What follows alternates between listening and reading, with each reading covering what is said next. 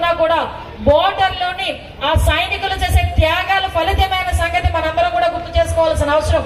ఆ మురళీ నాయక్ అనే వ్యక్తి 23 సంవత్సరాల బిడ్డ. ఆ తల్లిదండ్రులకు ఒక్కగానొక్క కొడుకు. నిజంగా తల్లిదండ్రులు ఎందుకయ్యా రైల్వేలో ఉద్యోగం వచ్చింది కదా అని అడిగితే, నేను దేశం గురించి పోరాటం చేసి చనిపోతే ఆ జెండా కప్పుకొనే నేను చనిపోవాలి తప్ప వేరే ఉద్యోగం చెయ్యను అని చెప్పి ఆ రోజు ఆ మురళీ నాయక్ వాళ్ళ తల్లిదండ్రులతో చెప్పి యుద్ధానికి వెళ్ళాడు. ఆ యుద్ధం జరుగుతున్న సమయంలో కూడా ఆ అబ్బాయి ఒక మెసేజ్ పెట్టాడు వాళ్ళకి. నేను చూశాను ఆ మెసేజ్ ని కూడా.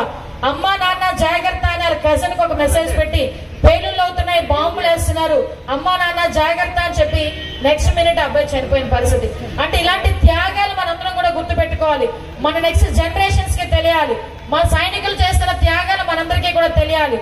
ముఖ్యంగా ప్రపంచ దేశంలో ఉన్న వాళ్ళందరికీ కూడా భారతీయులందరూ విభిన్న సంస్కృతులు, విభిన్న భాషలు మాట్లాడినప్పటికీ, విభిన్న మతాలు కలిగి ఉన్నప్పటికీ ప్రజాస్వామ్యబద్ధంగా లౌకిక రాజ్యంగా ఈ రోజు భారతీయులందరూ ఒకటే నినాదం ఇవ్వడానికి ఈ తిరంగా ర్యాలీ కూడా మనందరం కూడా అన్ని నియోజకవర్గాలన్నీ కూడా చేసుకున్నాం.